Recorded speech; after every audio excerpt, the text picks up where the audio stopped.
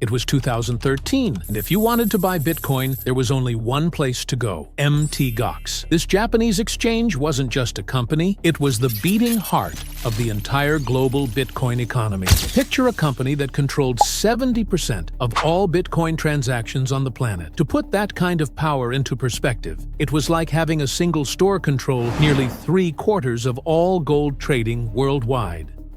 Mt. Gox had started almost comically. Originally, the letters stood for Magic the Gathering Online Exchange, a website for trading magic cards.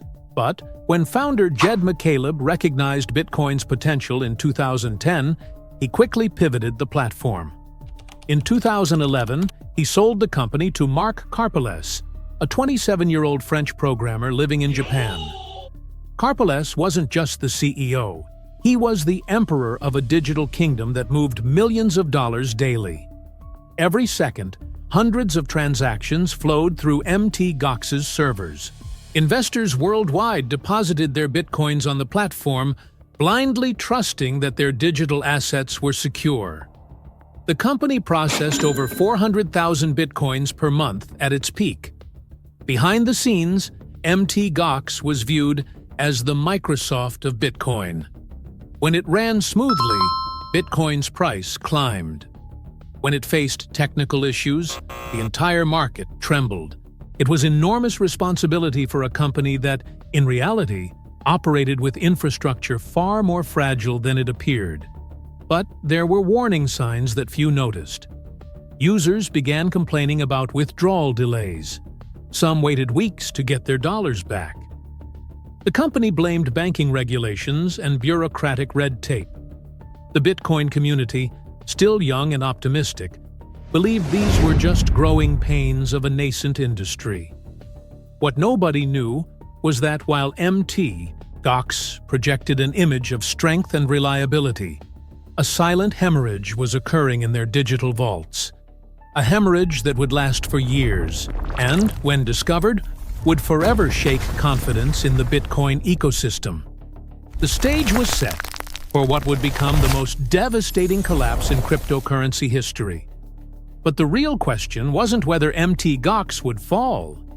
It was how long they could keep the illusion alive. To understand how 850,000 bitcoins simply vanished into thin air, we need to dive deep into Mt. Gox's black box. The money trail reveals a story far more complex and terrifying than anyone could have imagined. Mt. Gox operated with a system that, on the surface, seemed robust. Users deposited their bitcoins, which were stored in digital wallets controlled by the company. It was like a bank vault, but digital. The problem was that this vault had a fundamental flaw that nobody had noticed. The vulnerability lay in the platform's very code. Since 2011, hackers had discovered a loophole that allowed them to manipulate transactions in an almost imperceptible way. They could make the system register a transaction as failed when it had actually been processed successfully. It was as if someone could withdraw money from an ATM, but the bank would still show that the withdrawal had failed. Let's zoom in on this specific line of code that seemed harmless. Mt. Gox used an identifier called a transaction ID to track Bitcoin movements. But this identifier could be altered by hackers without invalidating the transaction. They'd change the ID, Mt. Gox would think the original transaction had failed and resend the Bitcoins, while the modified transaction was processed normally on the Bitcoin network. The result was devastating. Hackers received their Bitcoins twice, once from the original transaction and again from the replacement transaction that Mt. Gox automatically sent.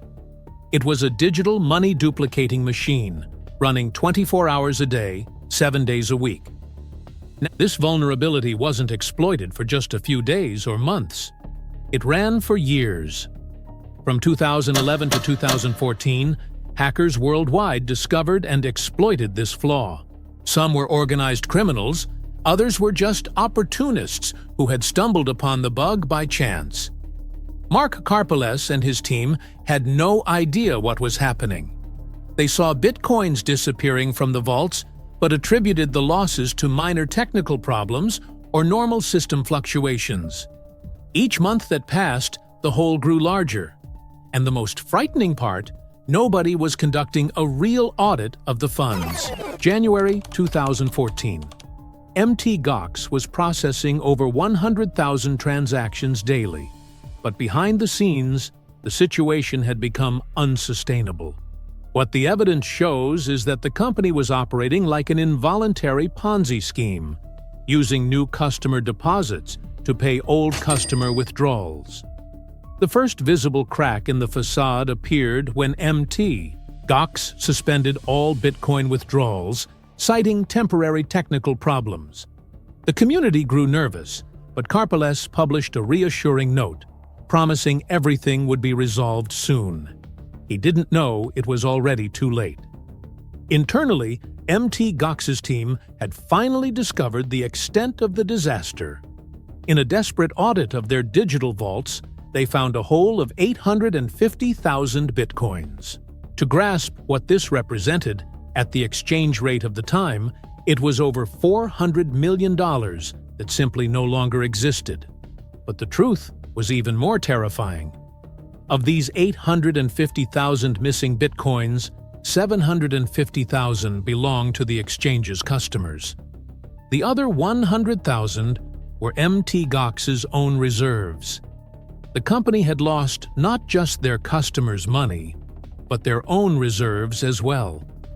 The clock was ticking.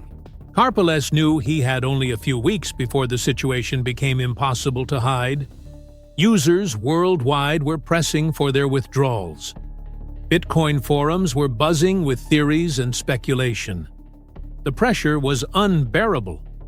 In a desperate attempt to buy time, Mt. Gox began blaming an alleged vulnerability in the Bitcoin protocol itself, claiming the problem wasn't specific to their company. It was a risky strategy that temporarily diverted attention but also spread panic throughout the entire Bitcoin ecosystem. Each day that passed, more customers discovered they couldn't access their funds.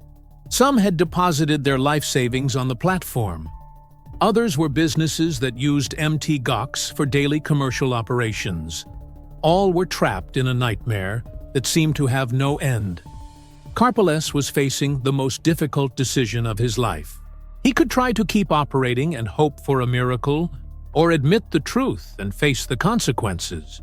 What he didn't know was that his decision would forever change Bitcoin's history. February 24, 2014, a date that would be forever etched in the memory of everyone involved with Bitcoin. At 9 a.m. Tokyo time, Mt. Gox simply vanished from the internet. The website went offline without warning, leaving hundreds of thousands of users in shock. But the truth behind the collapse was far more dramatic than anyone could have imagined. Behind the scenes, Karpelès had spent the previous night in desperate meetings with lawyers and financial consultants. They had reached a devastating conclusion. Mt. Gox had been technically bankrupt for months, maybe years. The architecture of fraud had finally collapsed. The company that once controlled 70% of the global Bitcoin market could no longer pay its customers. The financial house of cards had completely crumbled. At 2 p.m., in a tense press conference in Tokyo, Karpelès appeared before cameras with a devastated expression. He was visibly shaken, with deep bags under his eyes and trembling hands. Beside him, lawyers and executives maintained somber expressions. "We deeply apologize for causing trouble to our users and partners," Karpelès said, his voice breaking. "Mt. Gox has filed for bankruptcy protection." The room exploded with camera flashes and journalists' shouts. It was the official end of the world's largest Bitcoin empire. But the most shocking revelations were yet to come. In the bankruptcy documents, Mt. Gox admitted that 850,000 bitcoins had disappeared due to fraudulent activities. At the exchange rate of the time, this represented $470 million. To put this value in perspective, it was enough to buy 2 Boeing 747 aircraft or build a state-of-the-art hospital. The news spread across the world like wildfire. Bitcoin's price plummeted from $600 to $400 within hours. Smaller exchanges faced digital bank runs, with desperate users trying to withdraw their funds before their platforms also collapsed. The Bitcoin community, which had placed almost religious trust in Mt. Gox, felt betrayed and devastated. Personal stories began to emerge. A Japanese retiree who had invested his 40-year savings, an American businessman who used the platform to pay international suppliers, students who had bought their first bitcoins with borrowed money. The collapse sent shockwaves far beyond the cryptocurrency world, making headlines in major newspapers and sparking congressional hearings about the dangers of unregulated digital currencies. Mt. Gox's collapse triggered one of the most complex financial investigations of the digital age. 850,000 bitcoins don't simply evaporate. They leave traces. The question was, where were these traces, and who had the keys to follow them? The first discovery came just 1 week after the bankruptcy. Investigators found an old Mt. Gox digital wallet containing 200,000 bitcoins that had been forgotten in the company's systems. It was a significant discovery, but still left 650,000 bitcoins missing.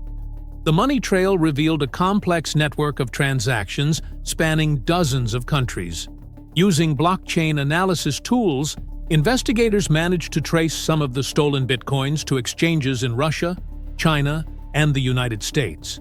But Bitcoin's pseudonymous nature made it nearly impossible to identify the real perpetrators. Mark Karpelès, meanwhile, faced criminal charges in Japan. Prosecutors alleged he had diverted millions of dollars from company funds for personal use. Evidence included extravagant purchases, luxury trips, and questionable investments. Karpelès denied any wrongdoing, insisting he was just an incompetent CEO, not a criminal. But the investigation revealed even more disturbing details. Mt. Gox had been operating at a deficit since 2011, long before the main hack. The company used creative accounting to hide losses, moving bitcoins between different wallets to create the illusion of solvency. It was a digital version of the accounting tricks that brought down Enron. In 2015, a surprising discovery changed the entire narrative. Alexander Vinnik, a Russian citizen, was arrested in Greece on charges of operating an exchange called btc-e, which allegedly laundered billions of dollars in stolen bitcoins, including Mt. Gox funds. The connection suggested the theft hadn't been the work of amateur hackers, but a sophisticated criminal operation. With each new revelation, the story became more complex. Investigators discovered that multiple groups had exploited Mt. Gox's vulnerabilities simultaneously.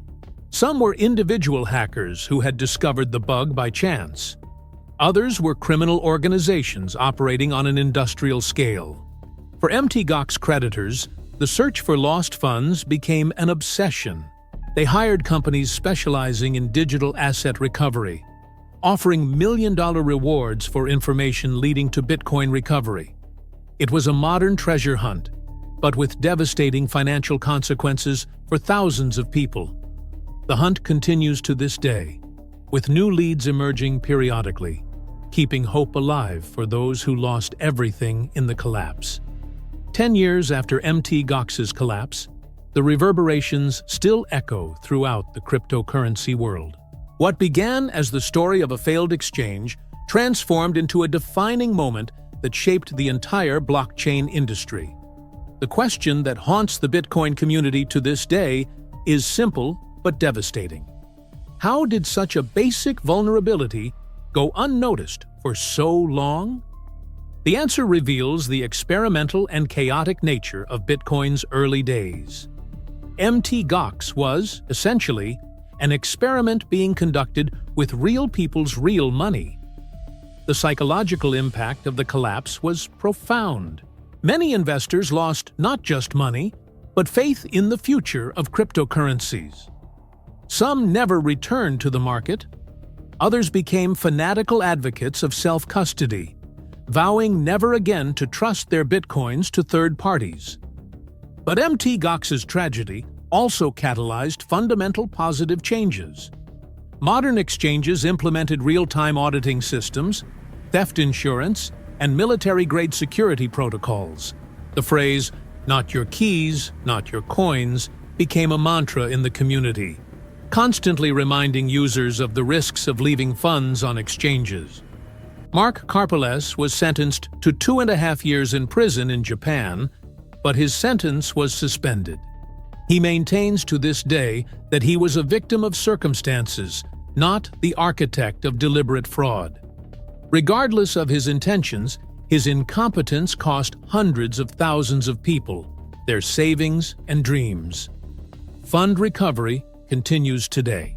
In 2021, Mt. Gox creditors finally began receiving some of their bitcoins back, but only a fraction of what they had lost. Ironically, due to Bitcoin's appreciation over the years, some creditors who received their funds back in 2021 ended up profiting more than if they had never lost their bitcoins at Mt. Gox. The Mt. Gox story serves as a sobering reminder that technological innovation, no matter how revolutionary, doesn't eliminate the fundamental risks of greed, incompetence, and human vulnerability. The 850,000 lost bitcoins represent more than money.